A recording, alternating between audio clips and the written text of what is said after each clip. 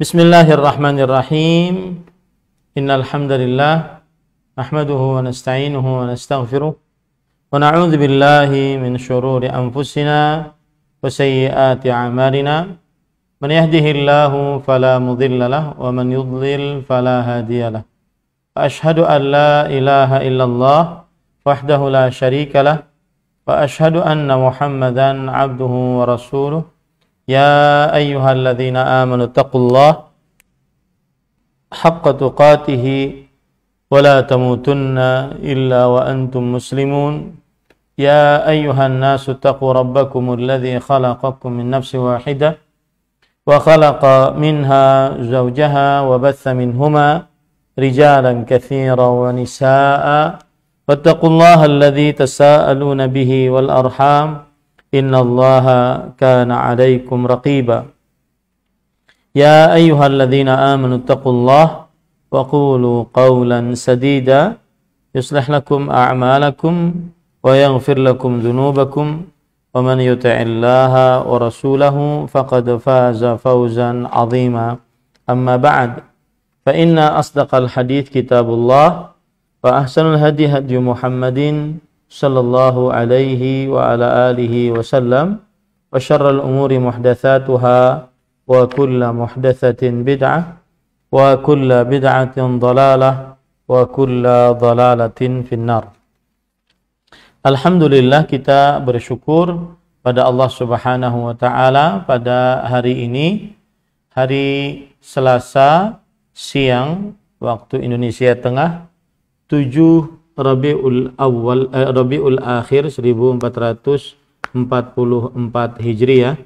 Kita dimudahkan oleh Allah Subhanahu wa taala untuk duduk bersama mengkaji kembali kitab Ad-Da'u wad-Dawa, penyakit dan obatnya, atau yang disebut dengan Al-Jawabul Kafi liman sa'ala 'anid dawa'is syafi.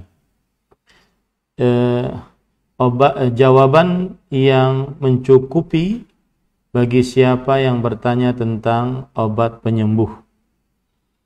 Salawat dan salam semoga selalu Allah berikan kepada Nabi kita Muhammad sallallahu alaihi wa ala alihi wasallam, pada keluarga beliau, para sahabat, serta orang-orang yang mengikuti beliau sampai hari kiamat kelak.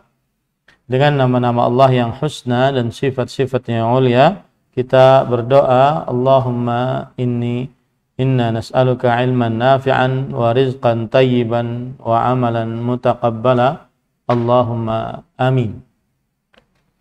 Ahibati fillah, afanillah wa iyyakum, kaum muslimin yang saya cintai karena Allah, semoga Allah Subhanahu wa taala selalu memberikan afiat kepada kita di dunia dan di akhirat.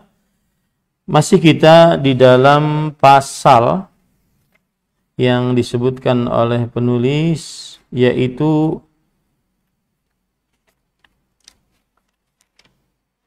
faslun adhrarudz dzunub wa awaqibul ma'asi, buruknya dosa-dosa dan akibat-akibat yang buruk dari maksiat. Penulis di dalam bab ini banyak menyebutkan tentang hadis-hadis Rasul sallallahu alaihi wasallam yang menunjukkan banyaknya maksiat, buruknya maksiat.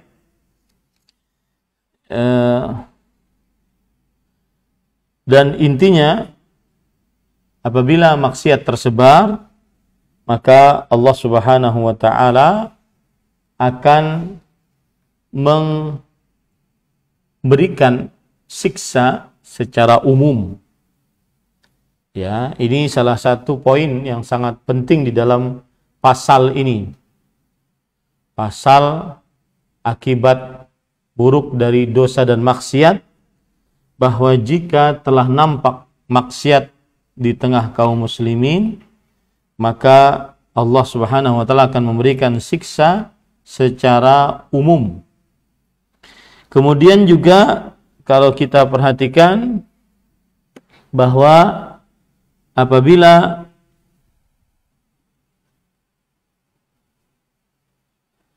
terjadi kerusakan di atas muka bumi ini, maksiat-maksiat, maka pada saat itu yang akan terjadi di tengah kaum muslimin adalah keburukan-keburukan.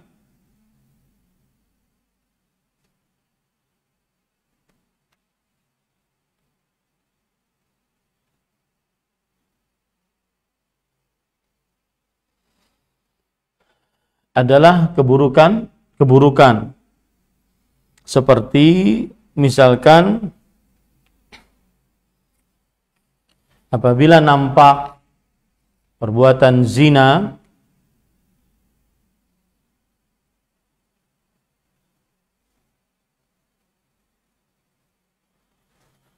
maka yang ada adalah tersebarnya penyakit ta'un dan penyakit yang belum pernah ada sebelumnya. Kemudian juga apabila ada dosa dan maksiat mengurangi takaran dan timbangan, maka berarti akan terjadi harga-harga mahal. Kemudian juga pemimpin-pemimpin yang zalim.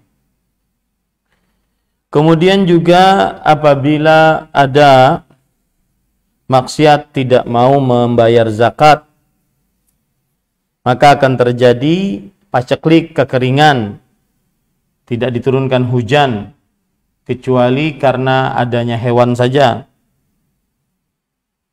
Dan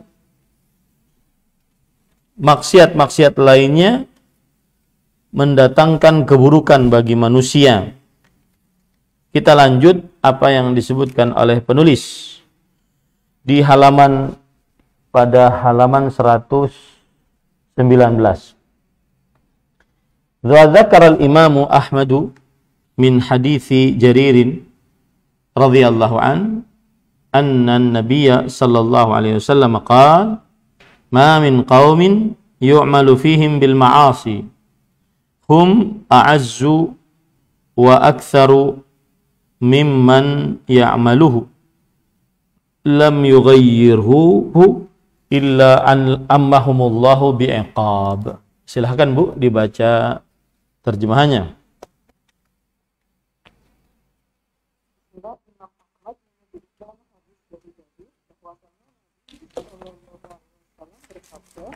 Tidaklah terdapat berbagai kemaksiatan pada suatu kaum, lantas mereka tidak mengubahnya, padahal mereka lebih kuat dan lebih banyak daripada pelaku maksiat tersebut, melainkan Allah akan menimpakan azab kepada mereka secara menyeluruh.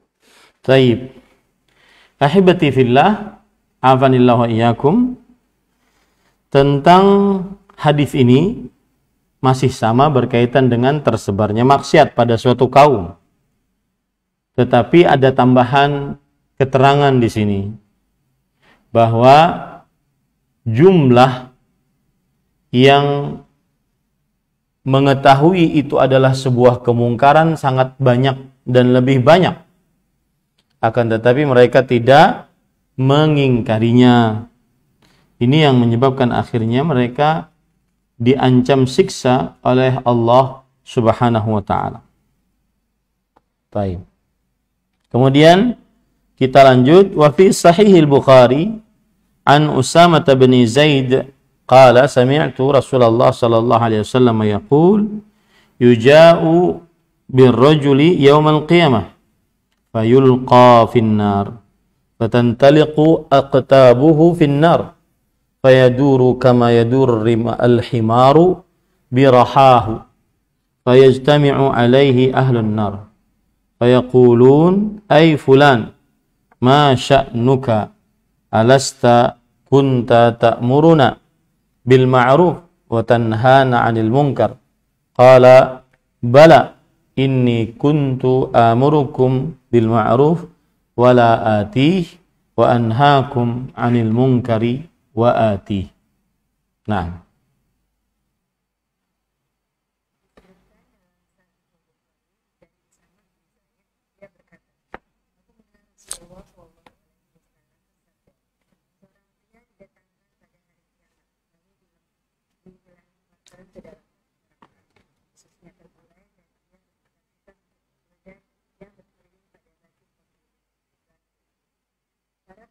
neraka berkumpul di sekitarnya.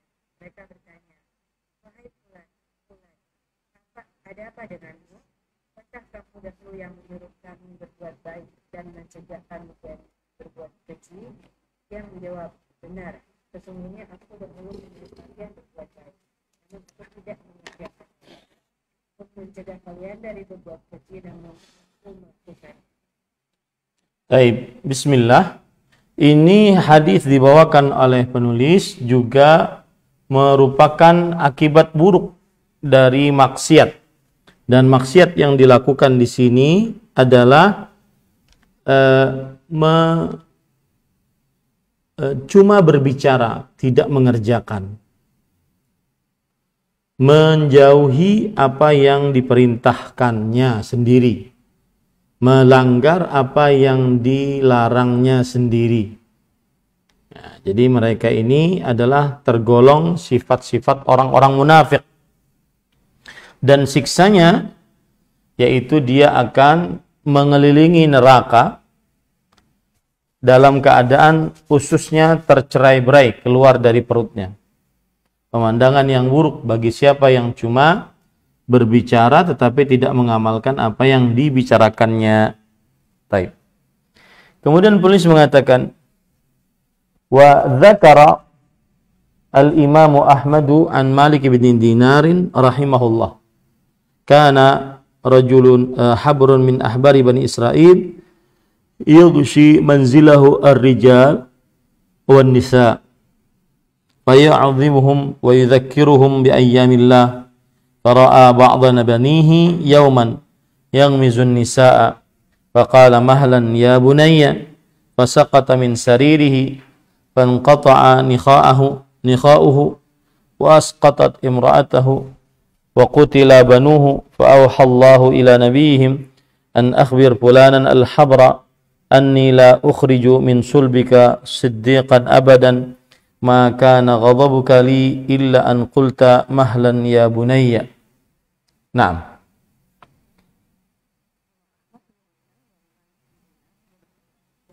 Ada pemuda dan yang rumahnya dikerumuni oleh kaum pria dan wanita.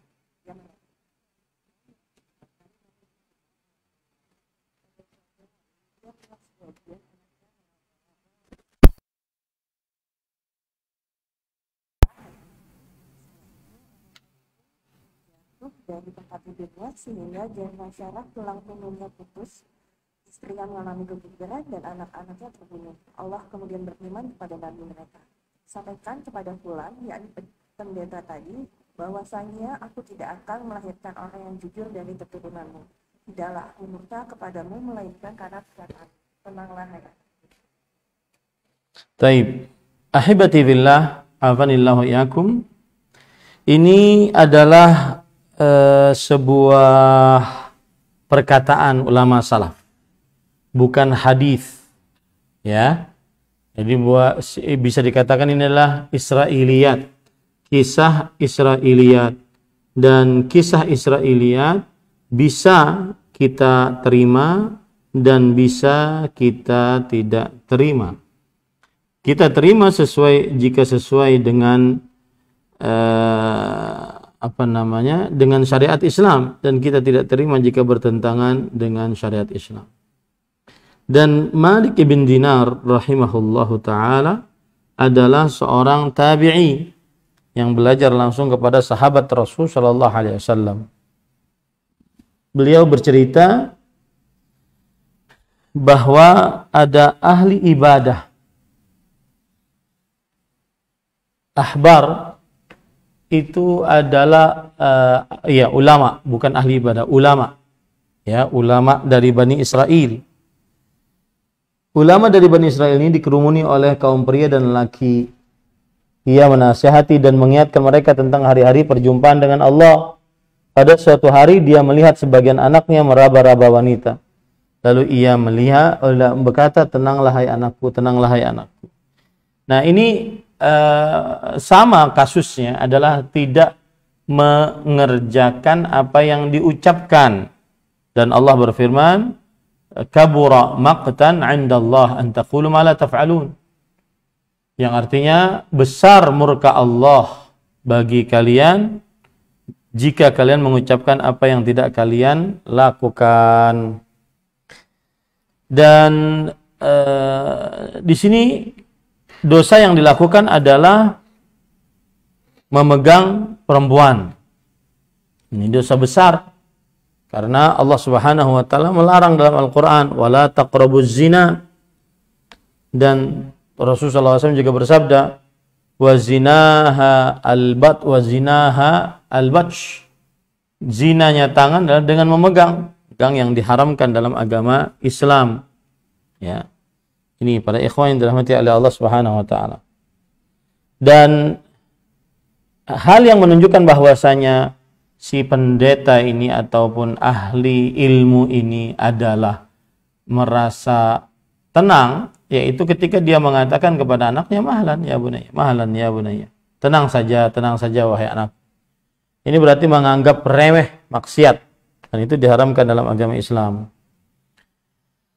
Naam, wa dzakara al-Imam Ahmad min hadits Abdullah bin Mas'ud radhiyallahu anhu anna Rasulullah sallallahu alaihi wasallam qala iyyakum wa muhaqqiratiz dzunub fa innahunna yajtami'na 'ala ar-rajul hatta yuhliknahu wa inna Rasulullah sallallahu alaihi wasallam daraba lahunna mathalan kamathali qaumin nazalu arda falatin fa hadara sani'ul qaumi faja'ala ar-rajulu yantaliqu fayaji'u bil 'ud war rajulu yaji'u bil 'ud hatta jama'u sawadan wa ajjaju naran wa andaju ma qadhafu fiha. Naam.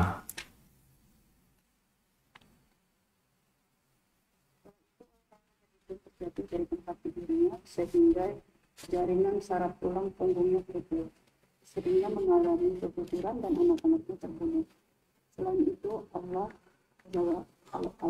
berfirman kepada nabi mereka, sampaikan kepada fulan, yakni pendeta tadi, bahwasanya aku tidak akan pernah melahirkan orang yang jujur dari keturunanmu. Tidaklah aku murka kepadamu, melainkan karena perkataanmu. Tenanglah, wahai anakku. Nah, ini sudah tadi Ibu. Lanjut Bu.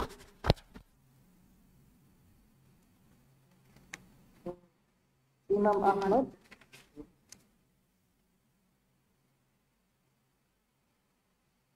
Lanjut Ibu. Ya, itu ya, betul. Imam Ahmad juga menyebutkan dari Abdullah bin Mas'ud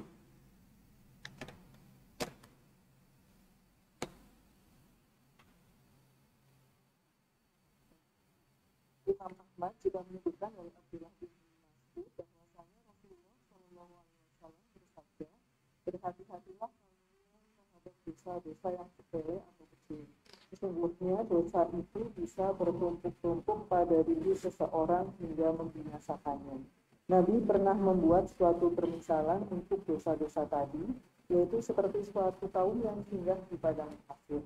Hadirlah tukang masak mereka, lalu dia memerintahkan fulan untuk mengumpulkan ranting-ranting kayu hingga menjadi tumpukan, kemudian mereka menyalakan api dan memasak apa-apa yang dilemparkan ke dalamnya. Nah, ahibati fillah, afanillahu yakum, di dalam riwayat ini penulis menyebutkan tentang ancaman dosa walaupun kecil. Ya, seperti orang-orang yang mengumpulkan kayu bakar, akhirnya gara-gara kayu bakarnya terlalu banyak dikumpulkan, hampir saja membakar mereka juga saat dinyalakan. Ya, saat dinyalakan.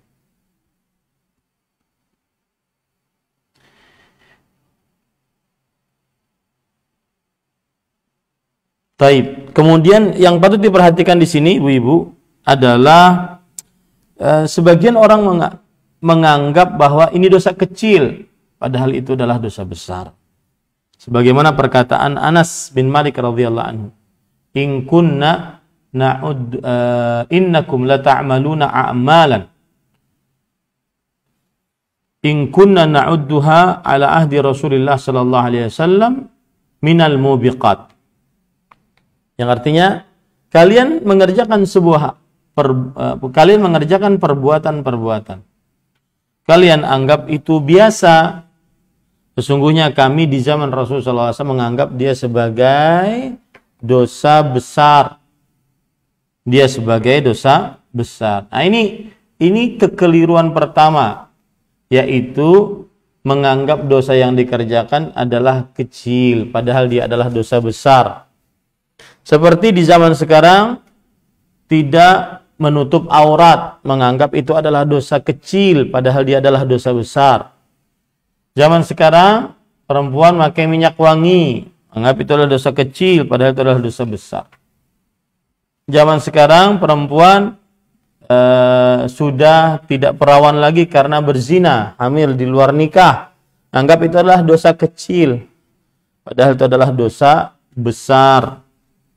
Ya, ini poin pertama yang patut diperhatikan. Sebagian orang menganggap bahwa itu adalah dosa kecil, padahal itu adalah dosa besar.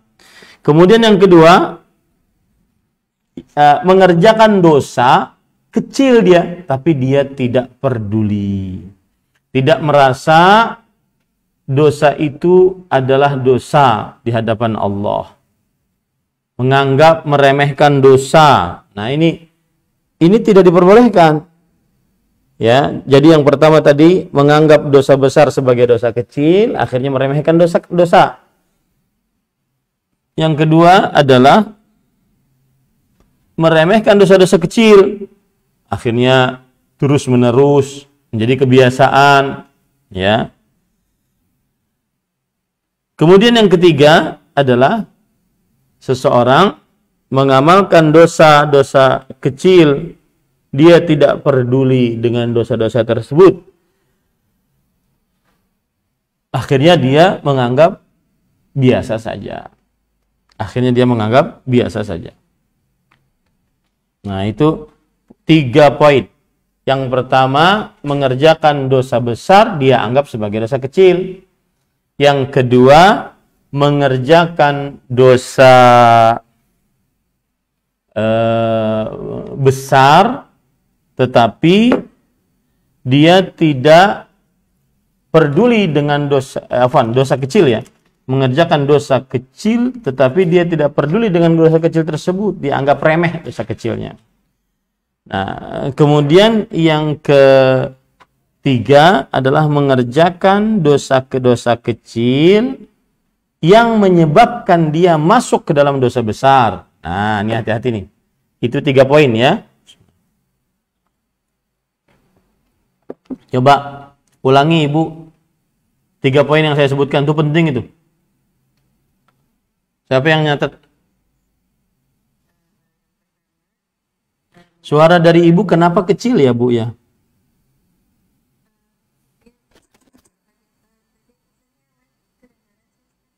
Iya, di saya kok kecil ya. Tapi lanjut, Bu, lanjut, nggak apa-apa. Mengerjakan dosa besar, tapi dia menganggapnya sebagai suatu dosa kecil.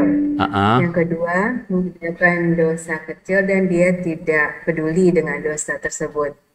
Yang ketiga, mengerjakan dosa kecil yang membawanya kepada dosa yang besar. Alhamdulillah. Itu harus diperhatikan baik-baik, jangan sampai melakukan hal tersebut. Dan Rasul Shallallahu Alaihi Wasallam bersabda dalam hadis yang diriwayatkan oleh Imam Ahmad dan Imam Ibnu Majah dari Aisyah radhiyallahu anha, beliau bercerita, qala li Rasulullah sallallahu alaihi wasallam, ya Aisyah, iyyaki wa muhaqqiratil a'mal fa inna laha minallahi taliban. Wahai Aisyah, jauhilah dosa-dosa yang dianggap remeh. Sesungguhnya Allah akan menuntut atasnya.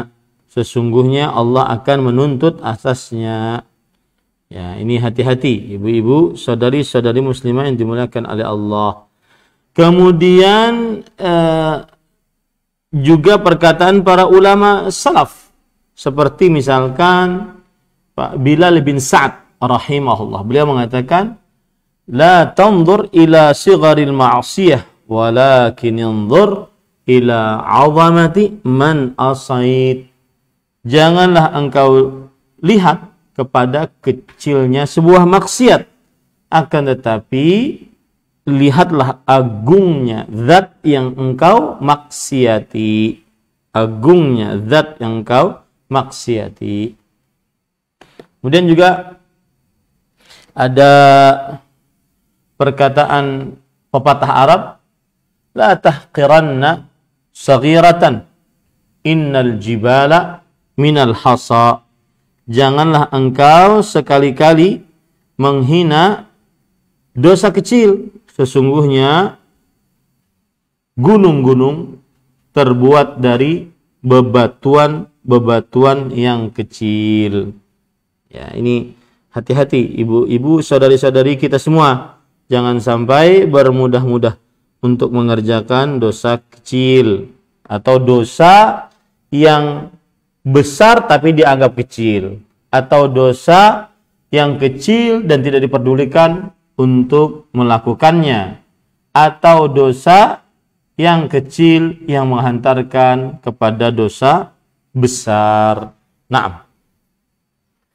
Selanjutnya penulis mengatakan, wa fi sahih al-Bukhari an Anas bin Malik radhiyallahu anhu qala innakum la ta'maluna a'malan hiya adaqqu fi a'yunikum min asy-sya'r in kunna la na'udduha ala hadi Rasulillah sallallahu alaihi wasallam minal mubiqat. Naam.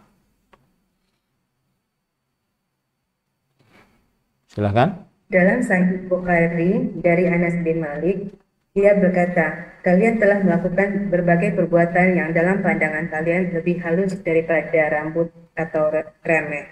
Tetapi kami memandangnya pada zaman Rasulullah sebagai hal-hal yang membinasakan. Naam. Taib, ini sudah saya sebutkan tadi ya, bahwasanya ada yang orang anggap itu dosa kecil padahal dia adalah dosa besar. Taib. Wa fi sahihain min hadits Abdullah bin Umar radhiyallahu anhuma anna Rasul sallallahu alaihi wasallam qala udhibat imra'atun fi hirratin sajanatha hatta matat. Fadakhalatin nar la hiya at'amatha wala saqatha wala hiya tarakatha ta'kulu min khashashil ard. Nah, disebutkan dalam As-Sahihain dari Abdullah bin Umar. As-Sahihain. As-Sahihain. As-Sahihain dari Abdullah bin Umar radhiyallahu anhuma, Rasulullah SAW bersabda, seseorang wanita diazab disebabkan seekor kucing yang dikurungnya sampai mati.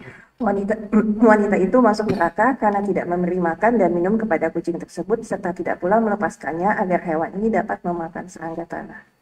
Nah, ini adalah dosa yang dianggap sebagian orang dosa kecil, ya, yaitu tentang memelihara hewan piaraan. Dia tidak lepas hewan tersebut sehingga hewan tersebut bisa mencari makanannya sendiri, tidak juga di kandang diberi makan. Ya, ini adalah atau diberi minum. Nah, ini termasuk daripada penyiksaan terhadap hewan. Dan Islam agama penyayang, tidak keras, tidak penyiksa.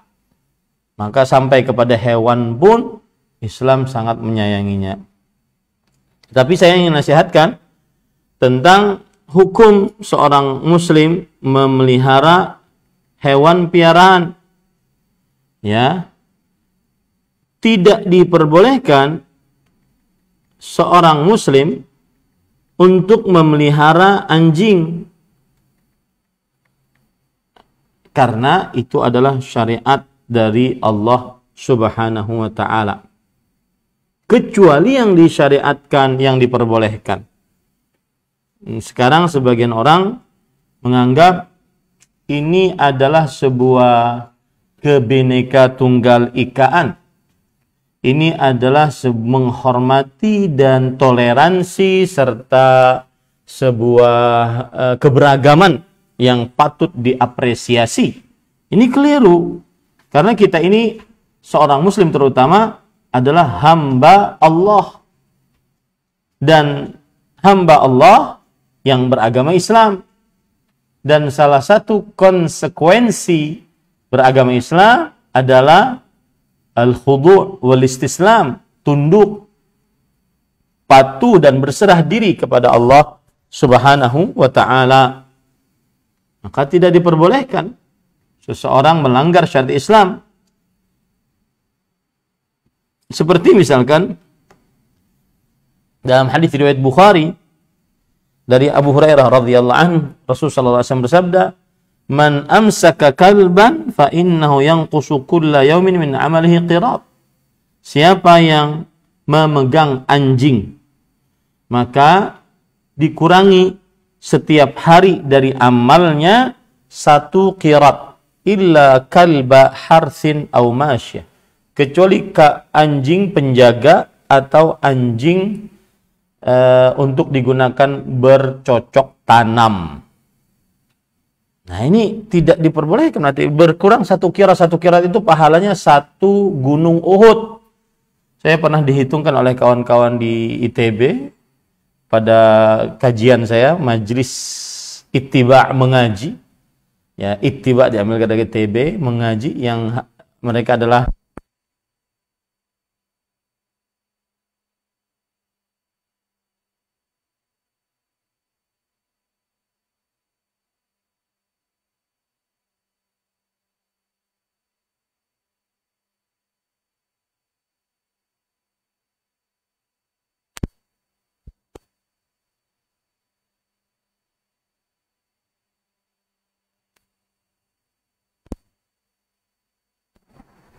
Baik. Sudah? Ada lagi suaranya? Tadi hilang suaranya? Sudah Ustaz, alhamdulillah. Baik. Kemudian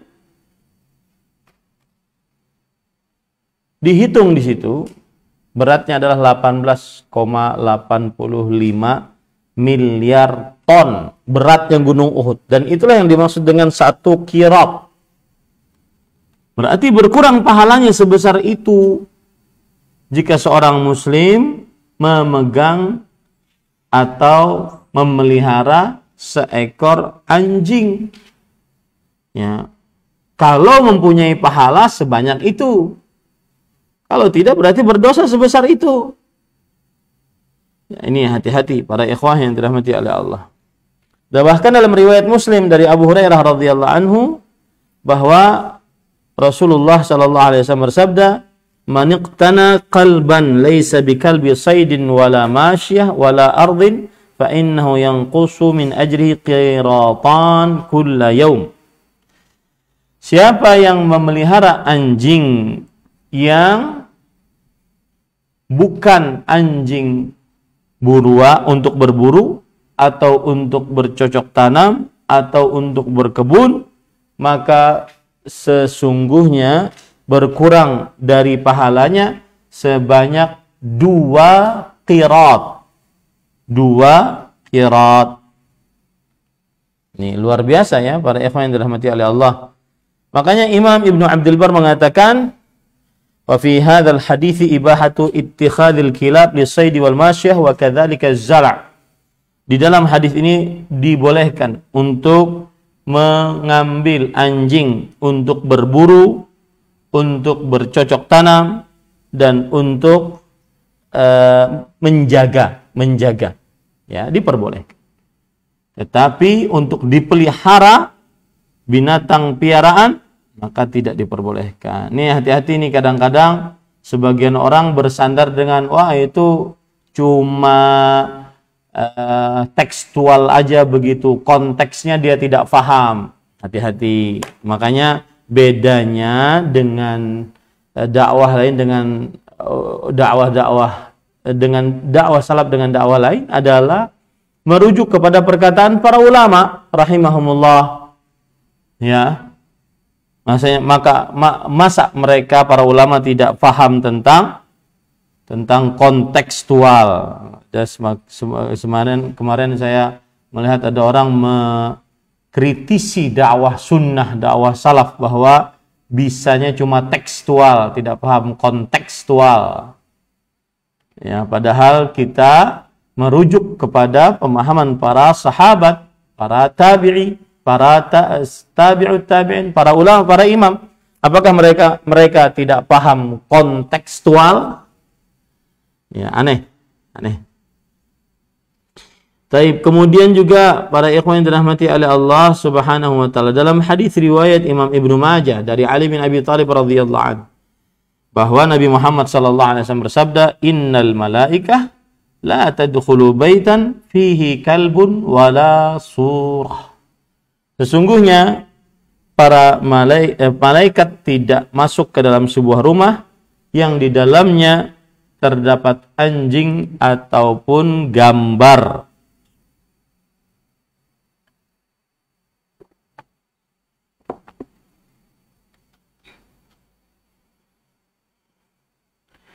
Taib. Para ikhwan yang dirahmati oleh Allah Subhanahu wa taala,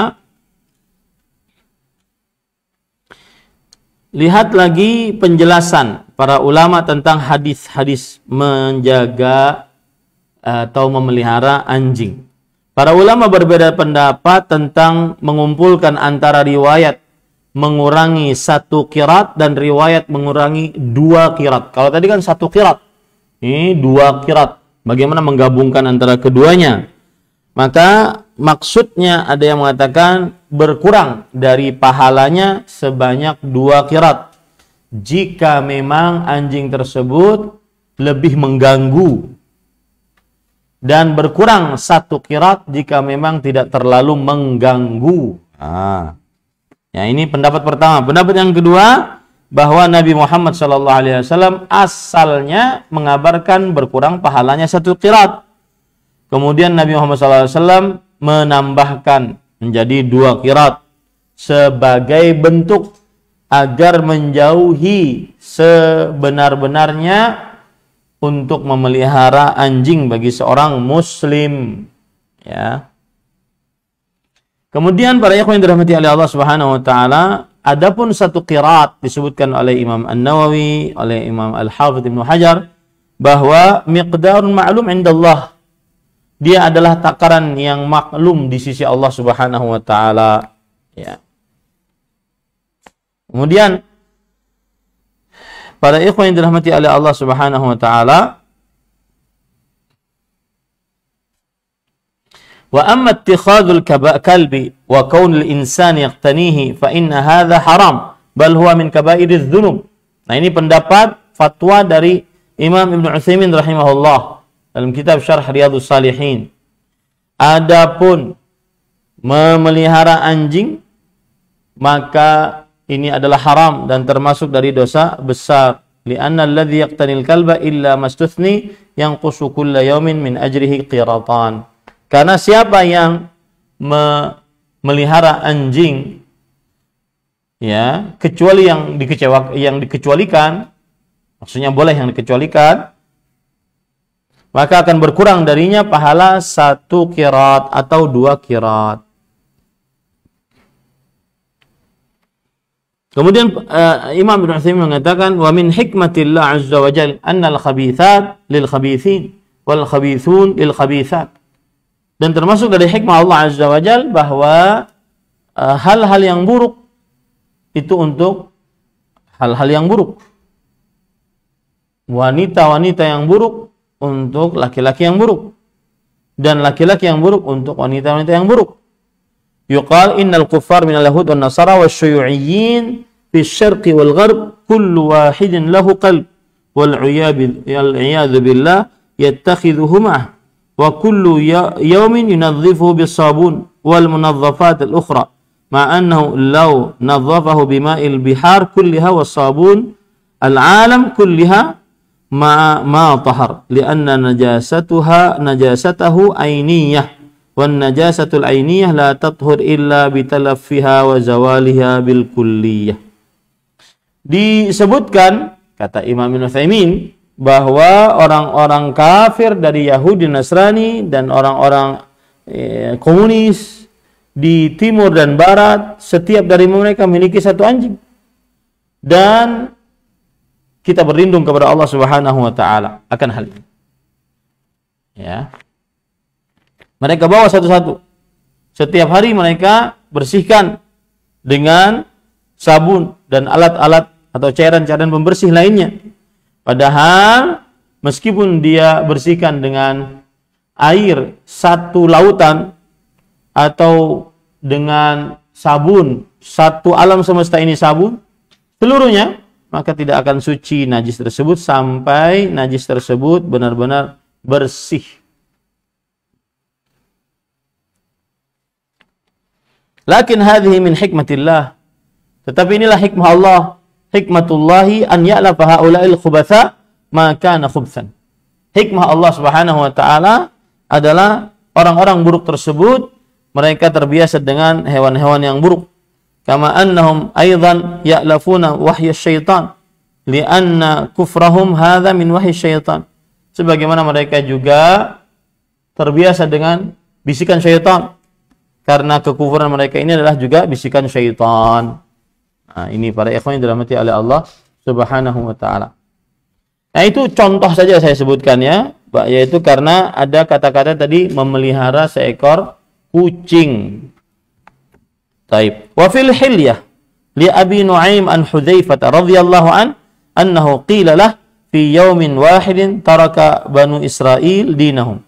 Qala la walakinnahum kanu idza umiru bi syai' tarakuhu wa idza nuhu an syai' rakibuhu hatta insalakhu min didihim kama yansalikhu rajulu min qamisihi. Nah, Ibu. Disebutkan dalam Al-Hilyah karya Abu Nu'aim dari Hudzaifah, seseorang bertanya kepadanya, apakah hanya satu hari Bani Israel meninggalkan agama mereka? Beliau menjawab, tidak. Namun awalnya mereka meninggalkan perkara yang diperintahkan kepada mereka dan mengerjakan perkara yang dilarang, hingga mereka meninggalkan agamanya.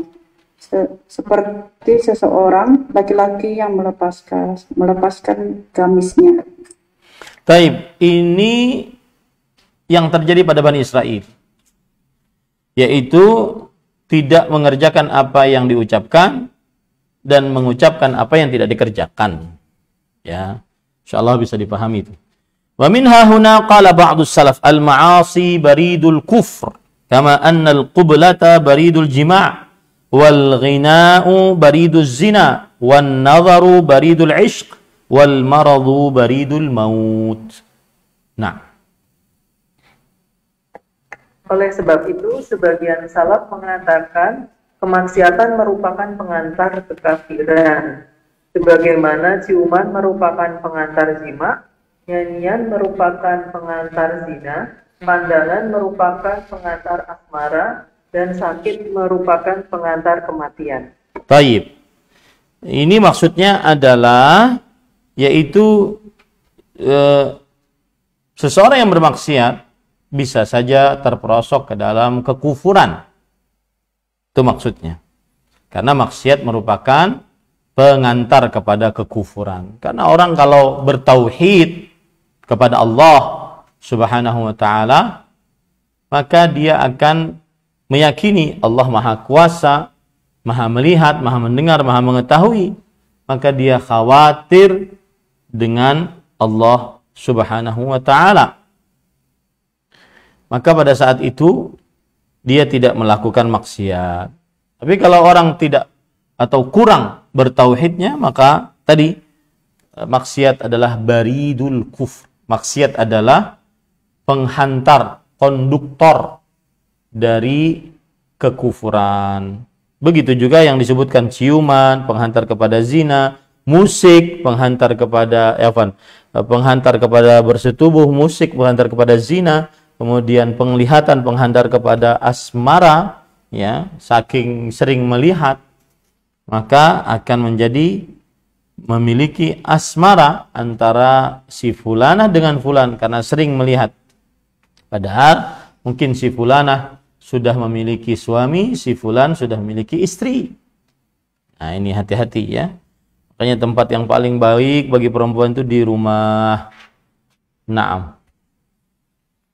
Kemudian wa fil hilyati aidan an Ibnu Abbas radhiyallahu anhuma annahu qala ya sahibadz dzam la ta'man su'a aqibatihi walamma yattabi'u adh-dhanba a'zamu min adh-dhanbi idza amiltahu qillatu hayaika mimman 'ala al-yamini wa 'ala al-shimal wa anta 'ala adh-dhanbi a'zamu min adh-dhanb wa dhahkuka wa anta la tadri ma Allahu sani'un bika a'zamu min adh-dhanb wa farahuka bidh-dhanbi idza dhafirta bihi a'zamu min adh-dhanb wa huznuka 'ala adh-dhanbi idza fatatka a'zamu min adh-dhanb wa khawfuka min ar-rihi idza harrakta sitra babika wa anta 'ala adh-dhanbi wa la yattaribu fu'aduk min nadharillah min nadharillah ilaik a'zamu min adh-dhanb. Naam. Disebutkan dalam Al-Hilyah dari Ibnu Abbas radhiyallahu anhuma, ia berkata, "Hai pelaku dosa, jangan kamu merasa aman dari akibat yang buruk dari dosa itu. Juga dari perkara lain yang mengikuti dosa tersebut, yang lebih besar daripada dosa yang kamu perbuat. Tiadanya rasa malumu terhadap apa yang berada di kanan dan kirimu ketika berbuat dosa itu lebih besar daripada dosa itu sendiri. Tawamu padahal kamu tidak tahu apa yang akan Allah lakukan terhadapmu. Juga lebih besar daripada dosa yang telah kamu lakukan. Kegembiraanmu dengan dosa yang berhasil kamu lakukan adalah lebih besar daripada dosa itu sendiri. Kesedihanmu atas dosa yang tidak berhasil kamu lakukan lebih besar daripada dosa itu." Naam. Ketakutanmu kepada udah. Lanjut, Bu, lanjut. Baik. Ketakutanmu kepada angin yang jika berhembus akan menyingkapkan tabir bintang pintumu ketika berbuat dosa, namun hatimu tidak terguncang meskipun Allah melihatmu, adalah lebih besar daripada dosa yang kamu lakukan. Taib. Ini adalah permasalahan hati kalau saya lihat, Ibu. Apa yang disebutkan oleh oleh Abdullah bin Abbas radhiyallahu anhu semuanya lari kepada hati, ya. Seperti misalkan jangan merasa aman dari akibat buruk maksiat. Ini kan perasa hati ini. Kemudian juga ketahuilah bahwa dosa yang lahir setelah kamu berdosa, maka itu lebih besar daripada dosamu. Ini juga hati-hati. Ini permasalahan hati juga. Jadi misalkan ada orang nih minum khamar, kan dosa besar tuh. Nah, hasil dari minum khamar, berzina, membunuh, mencuri, berbuat zalim, ini lebih besar daripada berzinanya. Nah, itu maksudnya, ya. Kemudian juga yang ketiga, nggak malu dengan malaikat mungkar dan nakir, itu lebih besar dari dosanya. Misalkan dosa berbuat maksiat, ya, tapi dia nggak malu dengan malaikat yang di kanan dan di kiri. Ini tidak malunya, ini dosa besar, lebih besar daripada tidak mengerjakan yang diperintahkan. Nah, begitu ya. Begitu juga seseorang tertawa saat melakukan maksiat, tapi dia nggak tahu apakah Allah mengampuninya atau tidak. Ini dosa besar daripada dosanya itu, ya. Kemudian seorang melakukan maksiat, lalu dia merasa aman bahwa Allah akan mengampuni dosanya. Nah, merasa amannya ini adalah dosa besar. Merasa amannya ini adalah dosa besar. Naam. Waihak, hal tadri ma kana dhanbu Ayyuba qad fabtalahu Allah bil bala fi jasadihi wa dhahabi malih istaghatha bihi miskinun ala zalimin yadra'uhu anhu falam yu'inhu wa lam yanha adh-dhalimu an dhulmihi fabtalahu Allah. Naam. Celakalah kamu, tidakkah kamu mengetahui dosa Nabi Ayub hingga Allah memberikan cobaan pada tubuhnya, bahkan hartanya pun lenyap. Ada orang miskin yang meminta tolong kepada Ayub untuk menolak orang yang zalim, tapi beliau tidak membantunya. Ia tidak mencegah orang zalim dari berbuat kezaliman sehingga Allah memberikan cobaan padanya. Imam Ahmad menuturkan, kami diberitakan. Baik. Saya tidak tahu riwayat ini karena ini berkaitan dengan seorang nabi. Apakah memang seperti itu akhlak seorang nabi? Tapi kok agak kurang yakin dengan riwayatnya, karena ini kan disebut dalam kitab Hilyatul Auliya. Hilyatul Auliya ada hadis-hadis yang sahih, ada hadis-hadis yang lemah, ya. Tapi kita tidak tahu apakah itu memang benar dari Nabi Ayyub mendapatkan penyakit gara-gara seperti itu. Jadi maksudnya kan Nabi Ayyub menolak orang miskin yang minta perlindungan, padahal orang miskin tersebut, ya, ingin diberlakukan dengan kezaliman oleh orang-orang yang zalim. Nah, akhirnya Allah Subhanahu wa taala ingin merasakan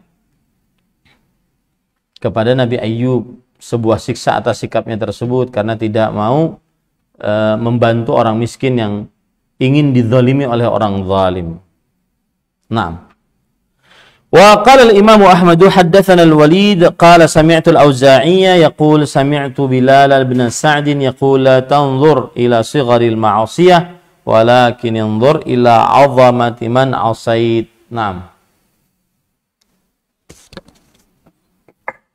Imam Ahmad menuturkan, kami diberitahu oleh Al-Walid, dia berkata, aku mendengar Al-Auza'i berkata, aku pernah mendengar Bilal bin Sa'id mengatakan, janganlah kalian melihat kepada kecilnya kemaksiatan, namun lihatlah siapa yang kalian durhakai. Ya, di dalam perkataan walakin unzur ila 'azamati man 'asait, tetapi lihat kepada agungnya zat yang kau maksiati. Ini adalah saran agar kita tidak meremehkan dosa-dosa kecil, ya. Apalagi ternyata itu dosa besar, kita saja yang menganggap dosa kecil. Apalagi ternyata dosa kecil itu menghantarkan kepada neraka. Hati-hati. Wa qala al-Fudail bin Iyad rahimahullah biqadri ma yasghuru adh-dhanbu 'indaka ya'dhamu 'inda Allah wa biqadri ma ya'dhamu 'indaka yasghuru 'inda Allah. Nah. Al-Fudail bin Iyad berkata, ukuran dosa akan menjadi besar di sisi Allah sesuai anggapanmu tentang kecilnya ukuran dosa itu. Demikian juga ukuran dosa akan mengecil di sisi Allah sesuai anggapanmu tentang besarnya dosa itu. Baik. Al-Fudail bin Iyad adalah seorang tabi'i, wafat pada tahun 187 Hijriah. Beliau ini disebut-sebut sebagai Abidul Haramain, ahli ibadah dua tanah suci. Karena pernah tinggal di kota Mekah, tinggal di kota Madinah, lama dan ahli ibadah. Nah. Kemudian Fudail bin Iyad berkata, yang makna dari perkataannya ini adalah hati kita saat bermaksiat bagaimana? Sesuai itulah maksiat besar kecilnya maksiat kita. Kalau seandainya dosanya dosa besar, tetapi hatinya merasa berat, maka pada saat itu dia dikategorikan sebagai dosa kecil. Kalau seandainya dia melakukan dosa kecil, tetapi dia dianggap sebagai dosa besar, dianggap remeh, maka akhirnya dianggap sebagai dosa besar oleh malaikat. Hati-hati ini. Ini semua permainan hati, permainan kalbu. Nah. Wa qila auhallahu ila Musa. Ya Musa, inna awwala man mata min khalqi iblis. Wa dzalika annahu asani wa inna ma a'uddu man asani minal amwat. Nah.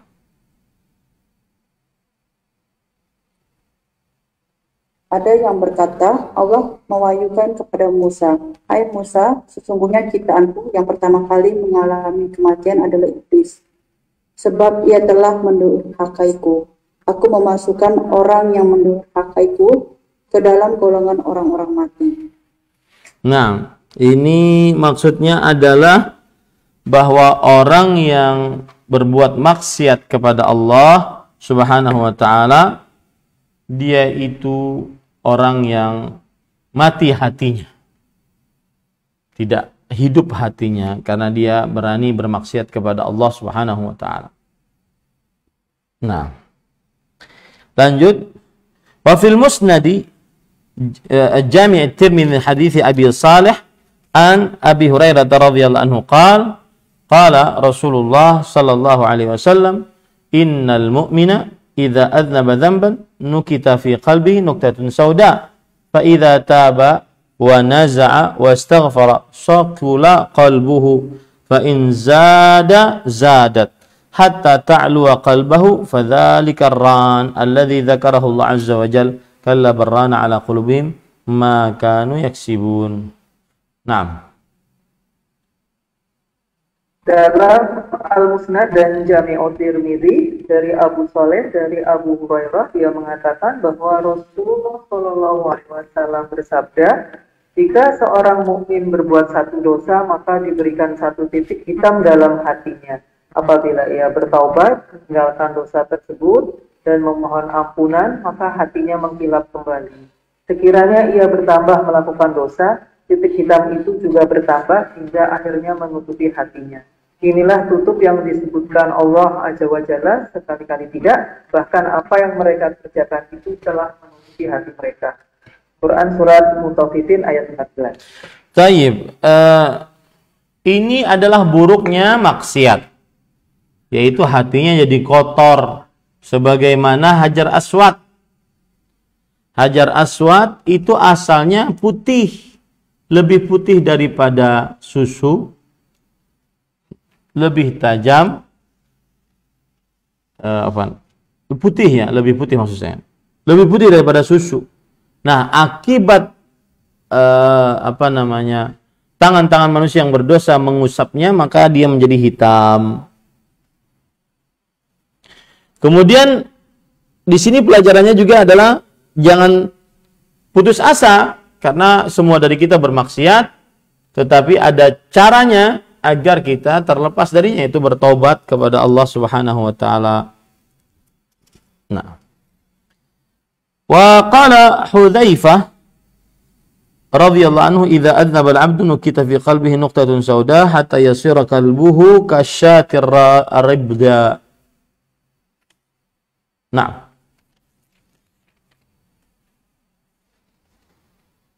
Hudzaifah bin Al-Yaman radhiyallahu anhu menyatakan, jika seorang hamba melakukan dosa, maka diberikanlah titik hitam di dalam hatinya, sampai akhirnya seolah-olah dia sebagaimana seekor kambing hitam berbintik merah. Naam. Itu maksudnya tidak punya dosa. Maksudnya tidak punya dosa. Ya. Bentar saya lihat dulu.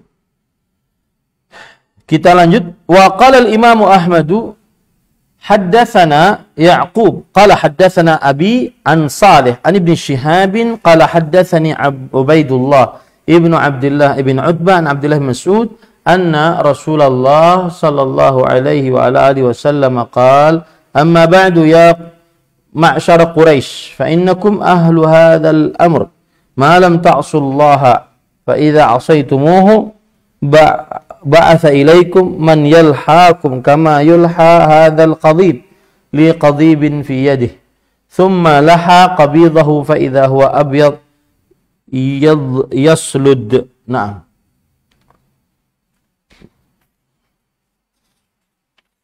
Imam Ahmad menuturkan, kami diberitahu Yakub, kami diberitahu ayahku dari Saleh, dari Ibnu Shihab.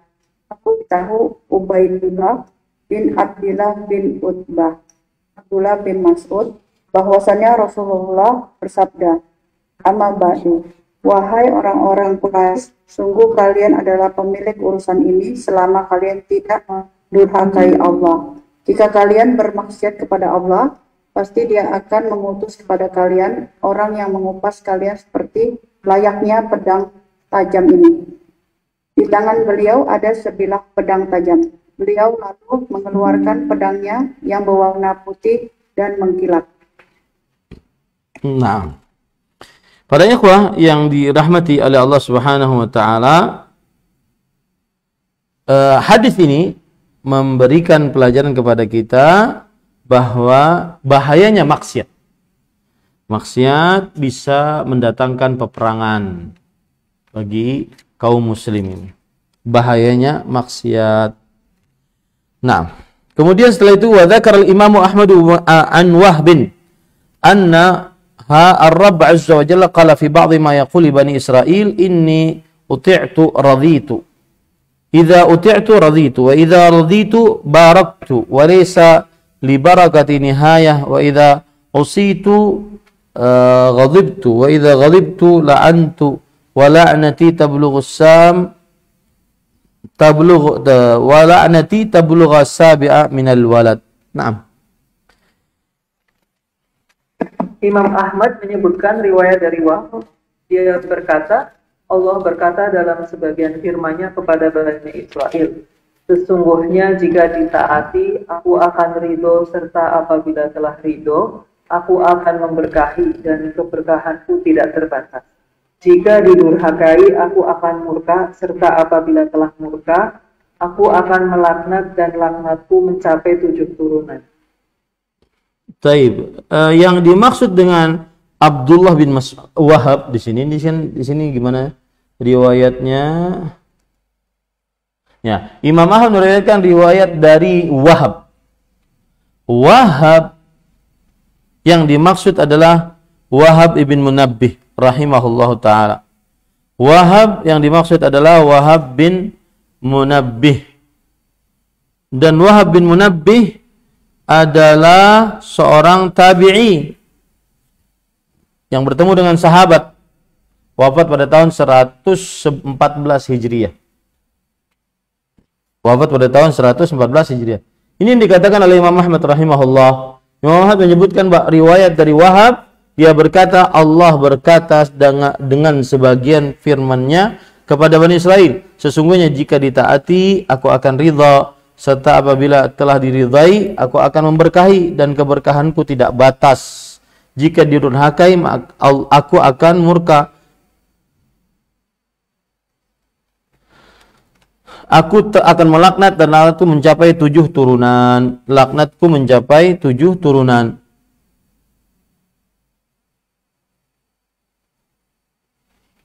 Nah, sebentar Ibu. Ya, itu tadi yang disebutkan adalah maksudnya, yaitu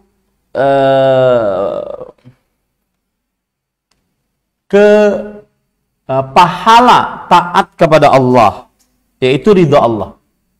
Dan jika diridhai oleh Allah, maka diberkahi oleh Allah Subhanahu wa ta'ala. Ya, pahala taat kepada Allah, maka diridhai oleh Allah. Jika diridhai oleh Allah, maka diberkahi oleh Allah. Dan bahaya maksiat kepada Allah akan dimurkai oleh Allah. Jika dimurkai oleh Allah, maka akan dilaknat oleh Allah. Dan bahayanya nih, laknatnya sampai 7 turunan. Ini bahaya nih. Ya. Tetapi sebagaimana sudah saya sebutkan tadi, ini adalah perkataan Wahab bin Munabbih. Wahab bin Munabbih seorang tabi'i. Dan tabi'i meriwayatkan dari Allah Azza wa Jalla. Nah, ini berarti riwayatnya adalah riwayat yang lemah asal hukumnya ya. Karena tabi'i belum pernah bertemu dengan sahabat, belum pernah bertemu dengan Rasulullah. Kemudian langsung meriwayatkan dari Allah. Nah, itu ya. Kalau seandainya seorang tabi'i meriwayatkan dari Rasulullah saja, itu disebut sebagai hadis lemah, hadis mursal. Kalau seorang tabi'i meriwayatkan dari Rasulullah SAW langsung tanpa sahabat, maka itu disebut dengan hadis mursal. Ini seorang tabi'i langsung meriwayatkan dari Allah Subhanahu wa ta'ala. Nah, ini disebutkan oleh Imam Ahmad dalam kitabnya Az-Zuhud. Ya, Allahu a'lam riwayatnya benar atau tidak, karena masalahnya 7 turunan ini berat. 7 turunan. Wala nati tablughus sabi'a minal walad. Dan laknatku akan sampai kepada 7 turunan. Naam.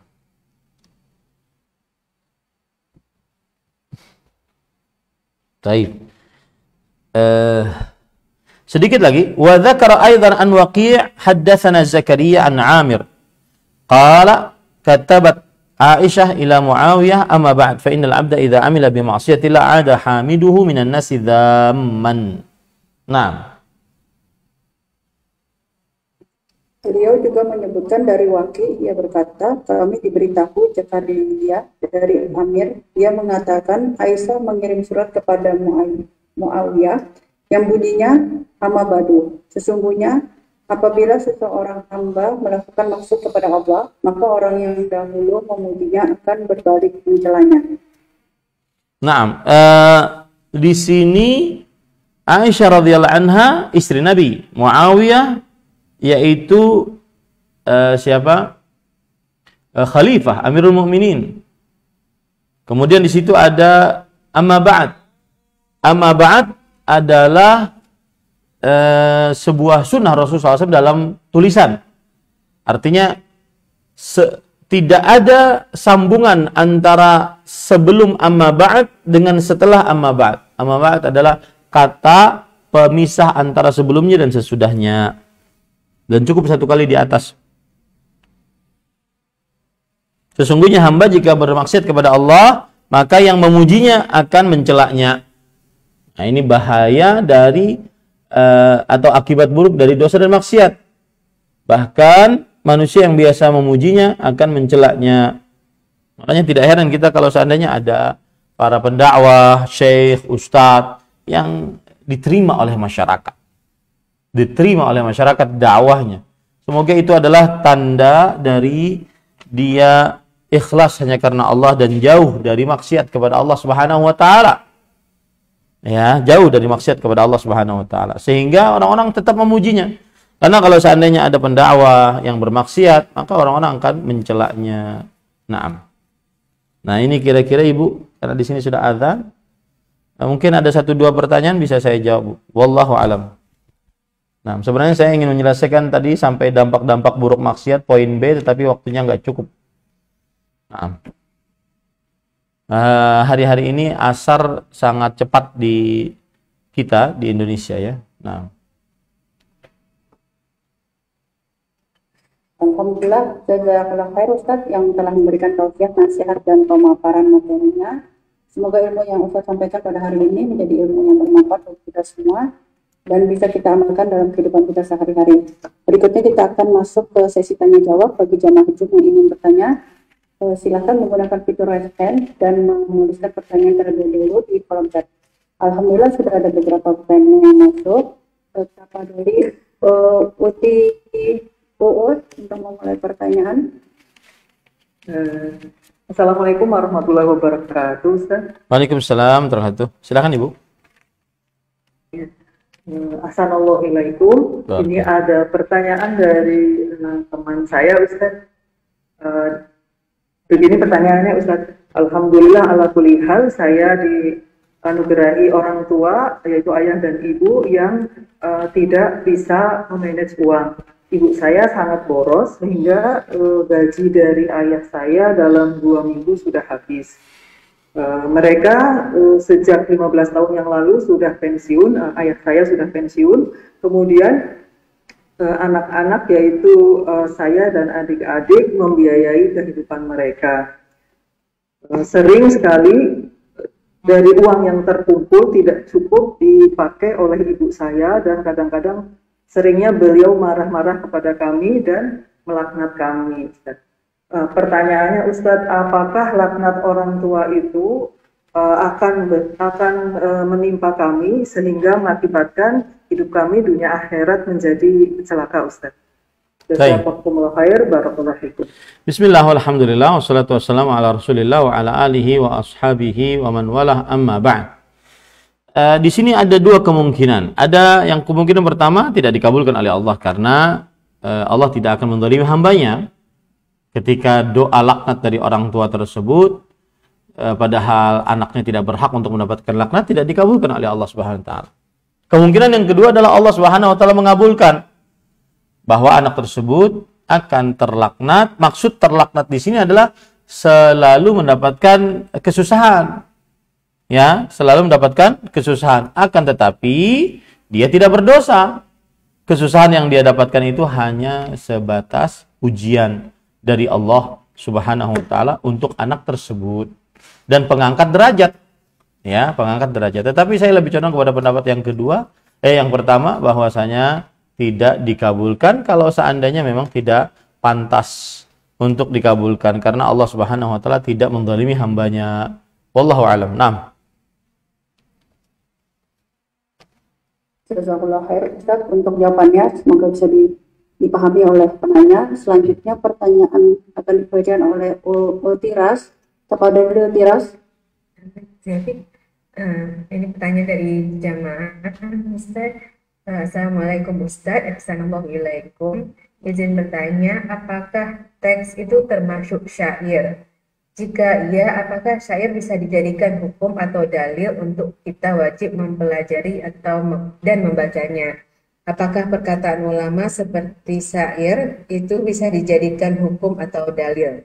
Misalnya ada syair ulama yang mewajibkan untuk belajar tajwid. Apakah ini bisa dijadikan hukum atau dalil untuk kita wajib belajar ilmu tajwid di dalam membaca Al-Quran? Jazakallahu khairan. Bismillah, alhamdulillah, wassalatu wassalamu ala rasulillah wa ala alihi wa sahbihi wa man wala, amma ba'd. Yang kita dudukkan dulu beberapa permasalahan. Yang pertama, dalil hanya berdasar dari Al-Quran, hadis.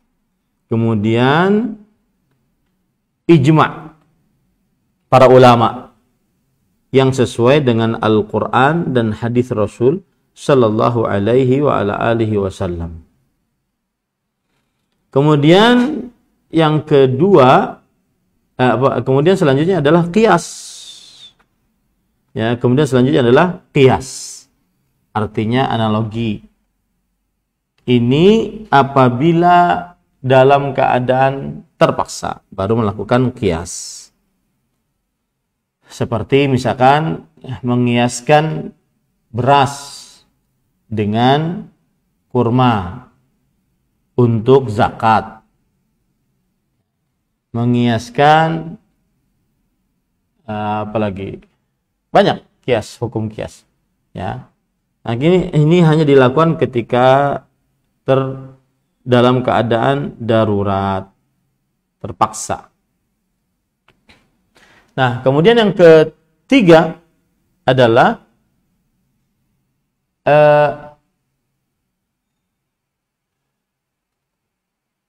apabila perkataan para ulama tersebut berkaitan dengan halal haram, maka tidak bisa dijadikan sebagai standar halal haram. Jadi ada pepatah mengatakan bahwa kalamul alim yustadallu lahu wala yustadallu bihi. Perkataan para ulama dicarikan dalil atasnya, bukan dijadikan sebagai dalil. Nah, gitu ya. Perkataan para ulama dicarikan dalil atasnya. Para ulama mengatakan halal, haram tidak dijadikan sebagai standar hukum, tetapi dicarikan dalil atas perkataan tersebut, ya. Nah, sekarang yang terakhir, apa hukum belajar ilmu tajwid? Maka jawabannya adalah sebagian ulama berpendapat bahwa ijma' para ulama wajib belajar ilmu tajwid. Wajib belajar ilmu tajwid. Kenapa? Karena Allah Subhanahu wa taala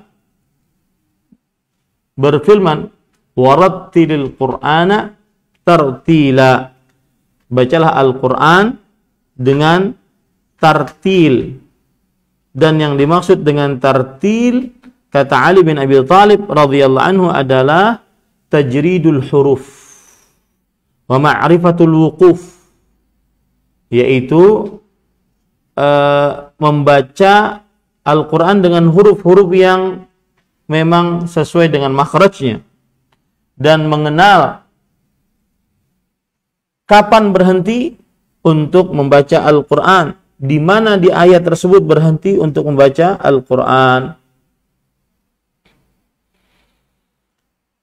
Kemudian juga para ikhwan yang dirahmati oleh Allah Subhanahu wa taala,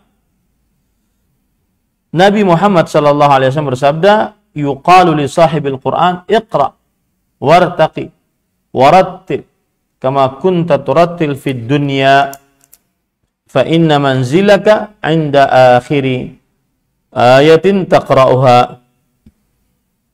Artinya, bacalah Al-Qur'an dan naiklah tingkatanmu di surga. Bacalah Al-Quran dengan tartil. Tartil tadi dua hal. Mengeluarkan huruf-huruf sesuai dengan makhrajnya, kemudian mengetahui hukum-hukum bacaan-bacaannya. Ya, hukum-hukum bacaan-bacaannya. Maka ini memerlukan belajar tajwid. Makanya para ulama berijma tentang wajibnya belajar ilmu tajwid. Wajibnya belajar ilmu tajwid. Nah, kalau seandainya pertanyaannya lain lagi, apa hukumnya membaca Al-Quran dengan ilmu tajwid? Maka jawabannya adalah tidak wajib sunnah. Nah, tidak wajib sunnah. Akan tetapi semestinya dia belajar ilmu membaca Al-Quran kepada yang sudah lancar sehingga bacaannya benar. Tidak salah dalam pengucapan makhraj dan juga pengucapan makhraj huruf dan juga panjang pendeknya yang bisa merubah makna dari yang dibaca, dan di situ keharamannya. Kalau ada perkara merubah, nah, di situ menjadi haram. Merubah arti, ya, merubah makna, di situ jadi berubah haram. Wallahu a'lam. Satu lagi ya Bu, terakhir, mohon maaf. Jazakallah khair Ustaz untuk jawabannya. Berikutnya pertanyaan terakhir ya Ustaz ya. Taqadalil utiras membacakannya.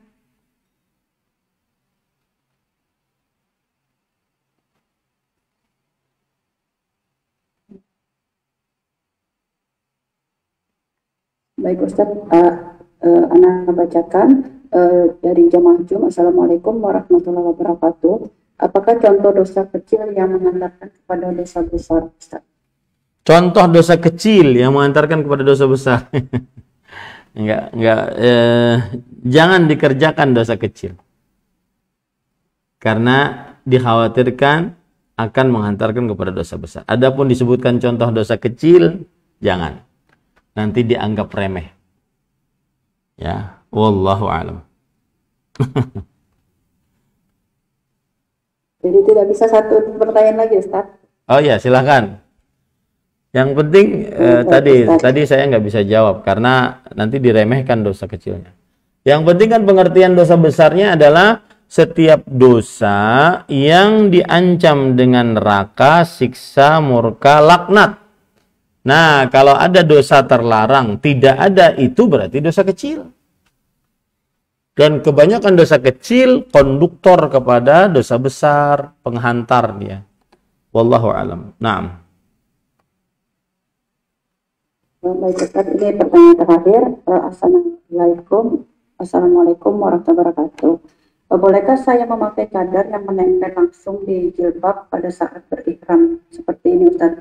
Seperti yang Ana sudah kirim ke WhatsApp Ustaz, bisa dilihat Ustaz. Seperti apa, himar istan gitu Ustaz, sudah jadi satu itu apanya cadarnya Ustaz. Mohon penjelasannya Ustaz. Ya, yang jelas kalau seandainya seseorang muhrim, yaitu berihram haji atau berumrah, jika dia perempuan, maka Rasulullah SAW bersabda, la tantaqibul mar'ah, seorang wanita yang sedang berihram tidak boleh dia memakai niqab.